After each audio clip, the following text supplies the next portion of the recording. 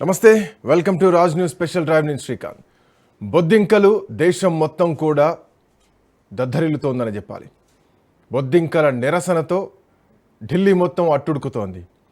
జంతర్ మంతర్ దగ్గర cockroach Janata party చేపట్టినటువంటి నిరసన దీక్ష విద్యార్థుల సమూహం ప్రభుత్వాన్ని ఏకంగా గజగజ వణికించేంత వరకు వచ్చింది. ప్రధానమంత్రి నరేంద్ర మోడీయే నీట్ పరీక్ష పేపర్ లీకేజ్లో బాధ్యులైన వాళ్ళని ఎవరిని కూడా వదిలిపెట్టమో, అందరినీ శిక్ష పడాల్సిందే, అందరికీ శిక్ష పడుద్దు అని చెప్పేసి ఈరోజు ప్రధానమంత్రి నరేంద్ర మోడీయే మాట్లాడుతున్నారంటే అర్థం చేసుకోవచ్చు ఈ పరిణామాలు ఎంత తీవ్రంగా ఉన్నాయో. మరోవైపు పార్లమెంట్లో పేపర్ లీక్ అంశాన్ని లేవనెత్తుతామంటూ ఇప్పటికే కాంగ్రెస్ పార్టీ కూడా సిద్ధమైంది. కేసీ వేణుగోపాల్ ఇందాకే ఈ ప్రకటన చేయడం జరిగింది. ఖచ్చితంగా పేపర్ లీకేజ్ పైనే దేశం మొత్తం కూడా చర్చ నడుస్తోంది. పేపర్ లీక్ బాధ్యులైన వాళ్ళను శిక్షిస్తారా లేదా? మోరోవర్ మంత్రిని ధర్మేంద్ర ప్రధాన్ని రాజీనామా చేయమని చెప్పేసి డిమాండ్స్ వినిపిస్తున్నాయి. సో ధర్మేంద్ర ప్రధాన్ రాజీనామా చేస్తారా? చేసేటువంటి పరిస్థితులు ఉన్నాయా? మోడీ ఎవరిని కాపాడదాం అనుకుంటున్నారు, ఎందుకు కాపాడదాం అనుకుంటున్నారు అన్నటువంటి చర్చ గత 24 గంటలుగా దేశవ్యాప్తంగా నడుస్తోంది. సో విద్యార్థులపైన ఏకంగా లాఠీలు జొలిపిస్తే మమ్మల్ని కొట్టండి కొట్టండి అంటూ ఆ విద్యార్థులు అక్కడే నిల్చొని దెబ్బలు తింటున్నారు. చూడొచ్చు మనం రాజ్ న్యూస్ స్క్రీన్ పైన. కొట్టండి, ఎంత కొడతారో కొట్టండి అని చెప్పేసి మాట్లాడుతున్నారు. ఇట్లాంటి నిరసనలు చాలా అరుదు.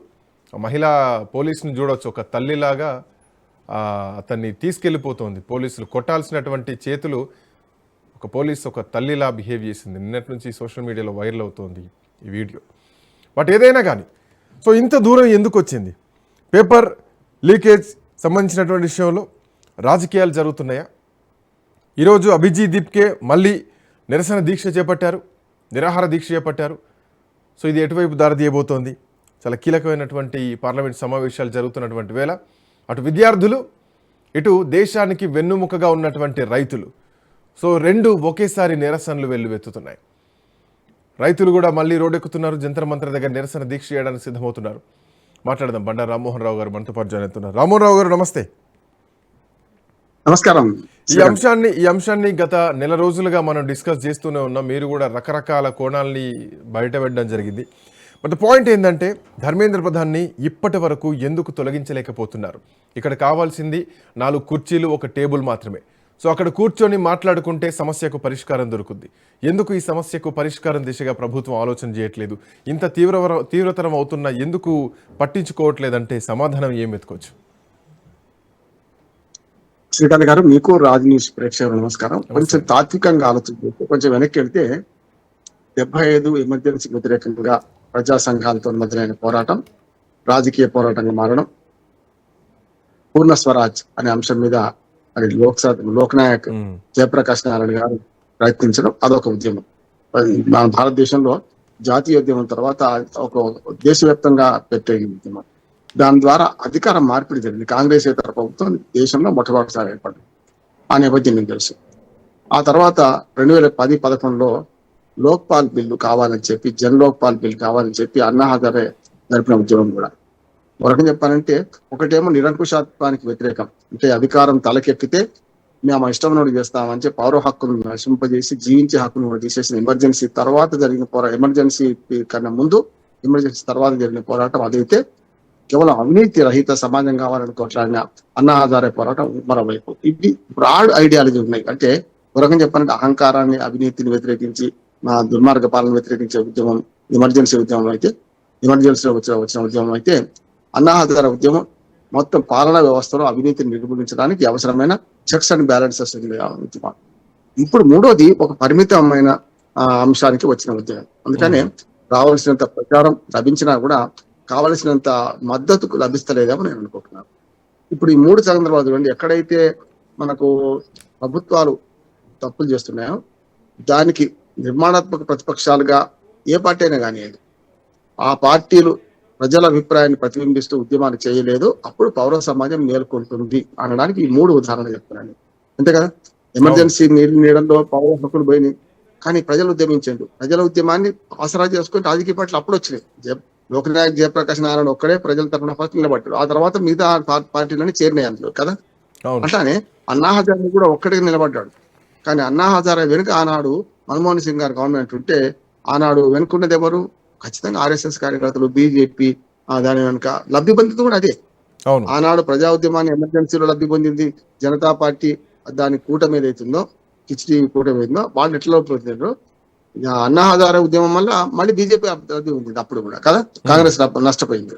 అవును. ఇప్పుడు ఏమంటున్నానంటే, ఇప్పుడు ప్రతిపక్షాల నిరాసక్తత, ప్రతిపక్షాల నిర్వీర్యం, ప్రతిపక్షాలు ఒక రకం చెప్పడం తమ ఉద్యమాన్ని కొనసాగించలేకపోవడం, కేవలం రాజకీయ పరంగా వాళ్ళు దించుదాము మనం ఎక్కుదాము ఇంతే తప్ప వాళ్ళకి వేరే ఎజెండా లేకపోవడం, ప్రజా సమస్యల మధ్య చిత్తశుద్ధి లేకపోవడం, పోరాటాలు చేస్తలేరు అంటలేదు. దీనివల్ల ఈ కాంగ్రెస్ జనతా పార్టీ అంత దాని మద్దతు లభించిన మనం సోనం బ్యాంక్ చుట్టూ లాంటి వాళ్ళు ముందుకు వచ్చారంటున్నాను. అందుకని ఇక్కడ దీన్ని ఈ ఉద్యమాలు 3 ఎందుకు చెప్పారంటే, ఉద్యమం ముందుకు పోవాలంటే ఏదో ఒక పార్టీ అండ లేకుండా ముందుకు పోలేదు అసలు కదా. కానీ ఆనాడు జరిగిన మైలు ఏంటంటే, ఒక జనలోక్పాల్ బిల్లు వచ్చింది, ఒక ఎమర్జెన్సీ పోయి ప్రజాస్వామిక పాలన వచ్చింది. తర్వాత ఏమైనా సరే ఎమర్జెన్సీ బిల్లులను ఎదిరించిన ధైర్యంగా దేశమంతా మార్పు వచ్చింది. ఇప్పుడు దేశమంతా మార్పు రావాలంటే ఇది కేవలం కొన్ని వర్గాలకు పరిమితమైన ఉద్యమం చేస్తున్నారు. కొంచెం దీన్ని విస్తృతం చేస్తే తప్ప దీనికి ఊపు రాదని నేను అనుకుంటున్నాను. ఊపు వచ్చింది. ఇవన్నీ సంసద్ చలో సంసద్ పార్లమెంట్ అన్న ఒకటి కనిపిస్తోంది, ఒత్తిడికి లొంగిపోయింది ప్రభుత్వం అన్నటువంటి వాదనను ఈ ప్రభుత్వం వినదలుచుకోవటం లేదా, అట్లాంటిది సృష్టించుకోవాలనుకోవట్లేదా? పాయింట్ నెంబర్ 1 అయితే కనుక యూపీఏ ప్రభుత్వం గతంలో కూడా భారీ మూల్యం చెల్లించిందని చెప్పాలి. మోడీ ప్రభుత్వం దాని నుంచి కొన్ని గుణపాఠాలు నేర్చుకునే అందుకు తగ్గట్టుగా ఇప్పుడు వ్యవహరిస్తోందా? ఎందుకంటే యూపీఏ హయాంలో అశోక్ చౌహాన్తో మొదలైనటువంటి రాజీనామాల వెల్లువ చాలా మంది మంత్రుల్ని బలిగొంది. అది ఆ ప్రభుత్వానికి మచ్చ తెచ్చింది. సో ఇప్పుడు కూడా అట్లాంటి పరిణామాలు రాకుండా ఉండడానికి, ప్రభుత్వం ప్రతిష్ట దెబ్బతీయకుండా ఉండడానికి వ్యవస్థల్ని మారుస్తామంటూ ముందుకెళ్తున్నారా? అదే జరుగుతోంది అనుకోవచ్చా? అది వెళ్తే మంచి సంతోషమే కదా. ఎక్కడ వెళ్ళని చెప్పండి. ఇప్పుడు 23 రోజులుగా సోనం వాంగ్చుక్ నిహార్ దీక్ష చేస్తుంటే ఎక్కడైనా స్పందన ఉందా ప్రభుత్వం దగ్గర? నిన్న చలో సంసద్ ఉద్యమం మొదలయ్యేదాకా, ఊరేగింపు మొదలయ్యేదాకా ఎక్కడైనా చర్య తీసుకుంటున్నారా? నష్ట నివారణ చర్యలు ఎప్పుడు తీసుకోవాల్సి ఉండే? ఇప్పుడు చలో సంసద్ మన పిలిపించింది కూడా 10 రోజుల క్రితం కదా. ఇప్పుడు నిర్ణయం వాళ్ళు కాదు కదా, ఇవాటికి 10 రోజుల క్రితం పిలిపించారు. పిలిపించినప్పుడు అప్పుడు ఏం చేయాలి?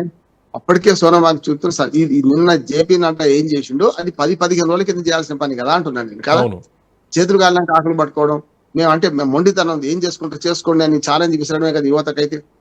తీవ్రంగా వాళ్ళు తిరగబడతారు కదా. జరిగింది అదే. ఈ ప్రభుత్వాన్ని అనుసరిస్తున్నా, ఈ ప్రభుత్వం తప్పు చేసింది అంటున్నాను.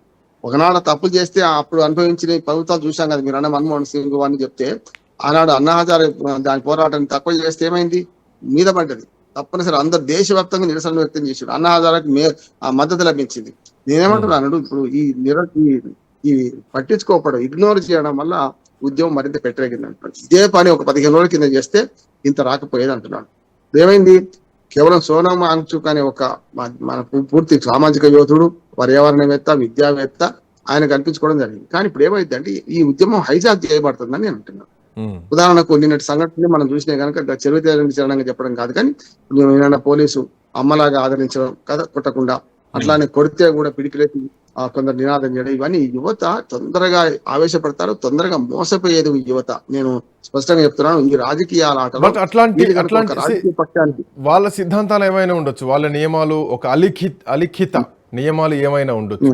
ఎందుకంటే రాజీనామా చెయ్యరు ఈ ప్రభుత్వంలో అన్నది, ఇది రాజ్నాథ్ సింగే గతంలో ఆయనంతటా ఆయన చెప్పినటువంటి మాట ఇది. ఎందుకంటే గతంలో 2015లో ఒక వాదన రావడం జరిగింది బలంగా. లలిత్ మోడీ లండన్ నుంచి పోర్చుగల్కు తప్పించుకొని పోవడానికి సహాయం చేశారన్నటువంటి ఆరోపణలు అప్పుడు విదేశాంగ మంత్రి సుష్మా స్వరాజ్ మీద, రాజస్థాన్ ముఖ్యమంత్రి ఉన్నటువంటి వసుంధర రాజేల మీద వచ్చినాయి. సో వాళ్ళిద్దరు రాజీనామాలకు కూడా డిమాండ్లు వినిపించాయి. బట్ అప్పుడు రాజ్నాథ్ సింగ్ చేసినటువంటి కామెంట్ ఏంటంటే, ఈ ప్రభుత్వంలో రాజీనామాలు ఉండవు అన్నది ఆయన ఒక ప్రకటన చేయడం జరిగింది. సో ఇది ఇప్పుడు కూడా అలాగే వర్తిస్తుంది అనుకోవచ్చు కదా, ఒక అలిఖిత రూల్ ఒకటి నడుస్తుంది అనుకోవచ్చు కదా. ఖచ్చితంగా నవ్విపోదురు కాక నాకేటి సిగ్గు అన్న వాళ్ళకి మన సమాధానం ఏం చెప్పలేము కదా. ఓ లాల్ బహదూర్ శాస్త్రినో, ఒక చౌహాన్ దాకా చాలా వరకు మనకు రాజీనామాలు చేసిన చాలా మంది కనపడతారు. అప్పటి వరకు అయిపోయింది. గత 3 దశాబ్దాలుగా ఈ రాజీనామాల ఏం లేదు, ఎట్లా జరగాలి అట్లా జరుగుతుంది అంటున్నాను. అందుకనే కొంచెం నేను చెప్పిన ఉద్యమాలు ఎందుకు చెప్పానంటే, ఇప్పుడు జరుగుతున్న ఉద్యమంలో ఇది కంది కట్టే మంటలాగా ఆడిపోతుందా, లేకుంటే చింతకట్టె మంటలాగా పెరుగుతుందా అంటే, దానికి ప్రతిపక్షాల వలలో పడకుండా ఈ ప్రభుత్వం ఈ ఉద్యమకారులు ఉంటే ఉంటది. అది కాకుండా నేను చెప్పిన అవినీతికి వ్యతిరేకంగా, ఎమర్జెన్సీకి, పౌర హక్కులకు భంగానికి వ్యతిరేకంగా పోరాట ఉద్యమాలు వేరు. ఇప్పుడు కేవలం పరిమితంగా ఒక మన ధర్మేంద్ర ప్రధాన్ రాజీనామా అది చాలా తాత్కాలికమైంది అంటున్నాను. ఆయన మొత్తం ఇంకోటి వస్తుంది. దానివల్ల ఏమవుతుంది? ధర్మేంద్ర ప్రధాన్ శత్రువు కాదు, విద్యారంగ సంస్కరణలకు శత్రువులు ప్రతిపక్షాలు, అధికార పక్షం ఈ రెండు అంటున్నాను. విద్యారంగ సంస్కరణని కోరుతూ ఉద్యమం చేస్తే అది సస్టైనబుల్ అవుతుంది. కేవలం ధర్మేంద్ర ప్రధాన్ రాజీనామానో, ₹1 కోటి చచ్చిపోయిన వాళ్ళకి ఇవ్వడమో ఇవి తాత్కాలిక పరిహారం. ఈ తాత్కాలిక పరిహారాలు మాత్రమే. దీనివల్ల ఉద్యమం రాదు అంటున్నాను, దీనివల్ల ఆగిపోతుంది అంటున్నాను. చేయాల్సిన పని ఏంటంటే విద్యారంగ సంస్కరణలో పరీక్షల నిర్వహణ ఒకటి, అంతే కదా. అవును. దానికంటే పెద్ద ఎజెండా తీసుకోకపోతే ఈ సిజేపీ ఉద్యమం కానీ, లేకపోతే ఈ నిహార్ దీక్షలు కానీ ఎక్కడో పులి స్టాప్ పడతాయి అంటున్నాను. అప్పుడు ప్రభుత్వమే అంతిమంగా గెలుస్తుంది అంటున్నాను. ప్రభుత్వం ఇది పట్టించుకోకపోవడము, ఇగ్నోర్ చేయడం దుర్మార్గమైంది. ఈ పని ఎప్పుడో చేయాల్సి ఉండే, నిన్న లాఠీ చార్జ్ బట్ ఇక్కడ సార్ ఒక వ్యక్తి వర్సెస్ ఒక శక్తి లాగా పరిస్థితి మారిపోయింది. శక్తి అంటే యువతరం శక్తి, వ్యక్తి అంటే ఒక బలమైనటువంటి వ్యక్తి. ధర్మేంద్ర ప్రధాన్, దేవేంద్ర ప్రధాన్ కొడుకు, వాజ్పేయి కేబినెట్లో మంత్రిగా ఉన్నటువంటి వ్యక్తి. సో ఆయన ఇటు సంఘ్లో బలమైనటువంటి వ్యక్తి, సంస్థాన్లో బలమైనటువంటి వ్యక్తి, ప్రభుత్వంలో బలమైనటువంటి వ్యక్తి. సో మొట్టమొదటిసారి మోడీ ప్రభుత్వంలో మొట్టమొదటిసారి నుంచి కూడా కేబినెట్ మంత్రిగా ఉన్నటువంటి వ్యక్తి. అంతటి బలమైనటువంటి వ్యక్తిని ఈ శక్తి కదిలించగలదా? ఏమంటే వ్యక్తులు ముఖ్యం కాదు శ్రీకాంత్. ఏమంటే ఈ వ్యక్తుల గురించి మాట్లాడితే ఏమైందంటే ఈ ప్రతిపక్షాలు చేసిన పని కూడా అదే కదా. అందుకని ఏమవుతుందంటే ఒకవేళ అడుచు పెడితే 4 ఏళ్ళు విట్టుంటాయని తెలుసు. గురువింద గింజ సామెత వీళ్ళందరికీ వర్తిస్తాయి. కానీ ప్రతిపక్షాలు అంత ఉధృతంగా పోకపోవడానికి కారణం అదే అంటున్నాను నేను. ఇవాళ ప్రతిపక్షాలు దీన్ని వాడుకునే ప్రయత్నం చేసి ఏ ఉద్యమం అయినా సరే చూడండి, ప్రతిపక్షాలు వాడుకున్నప్పుడు లేకుంటే రాజకీయ పక్షాలు వాడుకున్నప్పుడు నిర్వీర్యం అయిపోయింది. ఉదాహరణకు జై తెలంగాణ ఉద్యమం 69లో విద్యార్థులు మన ఉద్యోగులు మొదలుపెట్టారు. దానిలో చీమలు పెట్టిన పుట్టల్లో పాములు దూరితే ఏమైంది? ఆగిపోయిందా లేదా? టీపీఎస్ తీసుకెళ్లి చెన్నారెడ్డి గారు కాంగ్రెస్ లో కలిపారు. ఇప్పుడు కూడా రాజకీయ ప్రమేయం లేకుండా నేను చెప్తున్న ధర్మేంద్ర ప్రధాన్ ఎంత గొప్ప నాయకుడు ఇవన్నీ మనకు అవసరం లేదు. ఆయన ఎంత గొప్ప నాయకుడు అయినా తనయ చెడుగా అయిన తల్లి తప్పు, తనయుడు చెడుగా అయిన తండ్రి తప్పు, శిష్యుడు చెడుగా అయిన గురువు తప్పు. ఈ ప్రభుత్వంలో ఉన్న ఒక మంత్రిగా కేబినెట్ మొత్తం బాధ్యత వహించాలి, ప్రధానమంత్రితో సహా. ఈయన టార్గెట్ చేస్తుంది. నేనేమంటున్నాను అంటే ఆయన రాజీనామా చేస్తే చేయకపోతే సమస్య పరిష్కారం అవుతుందా నేను అంటున్నాను. సమస్య ముఖ్యమా, ఆయన రాజీనామా చేయడం ముఖ్యమా కదా? ఇది ఆలోచించకపోతే ఈ జిలేబీక చెక్కలో మనం కూడా ఇరుక్కపోతాం. ఇవాళ ప్రతిపక్షాలను ఏం చేస్తున్నాయంటే ఈ ఉద్యమాన్ని హైజాక్ చేసే ప్రయత్నం చేస్తున్నారు. నా ఆవేదన అది. ఉద్యమం మంచిది, ఉద్యమం కరెక్ట్ దానిలో నడవాలంటే ఈ ప్రతిపక్షాల ఉచ్చులో పడద్దు అంటున్నాడు. ఉదాహరణ చెప్తాను. నిన్న ఇంత మంచి ఉద్యమం జరుగుతుంది కదా, ఎవడో 370 ఆర్టికల్ గురించి మాట్లాడుతున్నాడు. అక్కడ సంబంధం ఉందా? అక్కడ 370 ఆర్టికల్ వేరేది, దాన్ని వేరే మాట్లాడాలి. అంటే ఏమన్నట్టు మెల్లమెల్లగా ఈ ఉద్యమం ప్రతిపక్షాల చేతుల్లోకి పోయి రేపు నిర్వీర్యమయ్యే ప్రమాదం ఉందని హెచ్చరిస్తున్నాను నేను అంటున్నాను. నిజంగా విద్యారంగ సంస్కరణలు, ఆరోగ్య రంగ సంస్కరణలు ఇంకా కొంచెం బ్రాడ్ గా పెద్ద కాన్వాస్ తీసుకుంటే ఏం చేయాలి? వీళ్ళు పాలనలో అవినీతి, గుడ్ గవర్నెన్స్ కావాలంటే రాజకీయ అవినీతి, రాజకీయ పార్టీల మన అంతర్గత ప్రజాస్వామ్యం లేకపోవడం, అట్లానే మన ఎన్నికల డబ్బు పెట్టి సారా పెట్టి గెలిచిన పార్టీలను మీరు ఏం చేస్తారు చెప్పండి? యువత కూడా మారొద్దా? యువత కూడా ఈ ఇష్యూ మీద పోతుంది. కానీ ఒక బేసిక్స్ లేకుండా పోతే, నేను చెప్పిన పునాది అంశాలు తీసుకోకపోతే, ఉపరితల అంశాలు పట్టుకుంటే ఎప్పుడు ఉపరితల అంశాలు అనేది ఒక దిక్కు ఎటో మొగ్గు చూపుతాయి, ఎక్కడో రాయిపోతాయి అంటున్నారు. ఇప్పుడు వీళ్ళు పట్టుకుంది 2 ఉపరితల అంశాలు. ఒకటి ₹1 కోటి పరిహారం, రెండోది ధర్మేంద్ర ప్రధాన్ రాజీనామా. ధర్మేంద్ర ప్రధాన్ రాజీనామా చేసినా చేయకపోయినా వీళ్ళకి వచ్చే లాభం ఏంటి చెప్పండి? ఏది లాభం అయింది అంటే విద్యారంగ సంస్కరణలో పరీక్షల నిర్వహణ విధానం మారాలి కదా. ఆనాడు లోక్పాల్ బిల్లు అవినీతి మొత్తం పోయిందా? పోకపోవచ్చు. కానీ నేనేమంటున్నానంటే ఇవాళ ఇది మారాలని కోరుకోండి. విద్యా వ్యవస్థ మారాలంటే ఏం చేయాలి?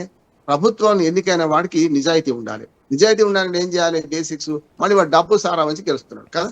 ఇప్పుడు పెట్టుబడి వ్యాపారం అయింది కదా. రాజకీయాల తీరు మీకు తెలిసి చాలా వివాదాలు రావడం జరిగింది. అంటే ఫర్ ఎగ్జాంపుల్ జేఎన్యూకి సంబంధించినటువంటి వివాదం కానీ, లేదంటే ఒక కేంద్ర సహాయ మంత్రికి సంబంధించినటువంటి అజయ్ మిశ్రా సహాయ మంత్రి వాళ్ళ అబ్బాయి రైతులను ఢీకొట్టాడు అన్నటువంటి, వాహనంతో ఢీకొట్టారు అన్నటువంటి ఆరోపణలు వచ్చి అప్పుడు కూడా రాజీనామా డిమాండ్ రావడం జరిగింది. సో నాకు తెలిసి ఐ థింక్ సో 2018లో విదేశాంగ సహాయ మంత్రిగా ఉన్నప్పటి మీటూ వివాదం, #మీటూ వివాదం, ఎంజే అక్బర్ మినహా అసలు రాజీనామాలు చేసినటువంటి చరిత్రలు ఉన్నాయా ఆరోపణలు ఎదుర్కొని? మీటూ వివాదం ఏమొచ్చింది? మీటూ అంటే మళ్ళీ మీటూ అనుకున్నా అయిపోయింది. ఎక్కడ పోయిందో తెలియదు కదా, ఆగిపోయింది. అవును. అట్లాగే మీరు రైతుల ఉద్యోగం, అందుకని ఇది ఆగకుండా ఉండాలంటే బేసిక్స్ పట్టుకోండి, కేవలం మీ మీది ఉపరితల అంశాలు పట్టుకోవద్దని వీళ్ళ సలహా ఇస్తున్నాను నేను. ఎందుకంటే ఇప్పుడు మీరు అండి రైతుల ఉద్యమంలో ఏం జరిగింది? ఖలిస్తాన్వాదులు ప్రవేశించి తీసుకుపోయి ఎర్రకోట మీద ఖలిస్తాన్ జెండా ఎగిరేసింది. ఏమైంది ఉద్యమం? అంటే ఈ ఉద్యమం అనేది నిష్పక్షపాతంగా ఉండి పార్టీలకు అతీతంగా ఉండి సోనం వాంగ్చుక్ లాంటి వాళ్ళని తీసుకుంటే తప్పులేదు. సోనం వాంగ్చుక్ అనేవాడు జమ్మూ కాశ్మీర్ లో విద్యారంగ సంస్కరణకు ఆద్యం పోసిన వాడు, బ్రహ్మాండంగా ప్రభుత్వాన్ని మెడలు మంచి చేసిన వాడు కదా. ఒక ఐస్ అచ్చు పెట్టి ఆనాడు లడక్ ప్రాంతంలో ఎండాకాలంలో నీళ్లు అందించడానికి ఒక టెక్నాలజీని ఉపయోగించుకున్నవాడు. అట్లాగే మట్టి పరిశోధన మట్టి పరిశోధన చేసిన వాడు. అది వేరు. ఇప్పుడు ఈ ఉద్యమాన్ని రాజకీయ ప్రయోజనాల కోసం ఉపయోగించుకుని ప్రతిపక్షాలు ప్రయత్నం చేస్తాయి కనుక వాళ్ళ ఏజెండా వీళ్ళ నోట పలికిస్తారు. నేను చెప్పి 370 ఆర్టికల్ నేను సమర్థిస్తున్నా, వ్యతిరేక తర్వాత సంగతి. కానీ 370 ఆర్టికల్ ఎందుకు వచ్చింది అంటే కాంగ్రెస్ పార్టీ ఏజెండా మిగతా కమ్యూనిస్ట్ పార్టీల ఏజెండా ఇళ్ళకి వస్తే ఏమైంది అంటే అసలైన ఉద్యమం పోతుంది కదా. అవును. సమస్య ఏంటంటే రాజీనామా అనేది ఉపరితల అంశము. ఆయన చేసినా చేయకపోయినా విద్యారంగంలో మార్పు రాదు. విద్యారంగంలో మార్పు రావాలంటే ప్రభుత్వంలో చలనం రావాలి. అది ఆ ప్రయత్నం చేస్తున్నారు. ఈ చలనం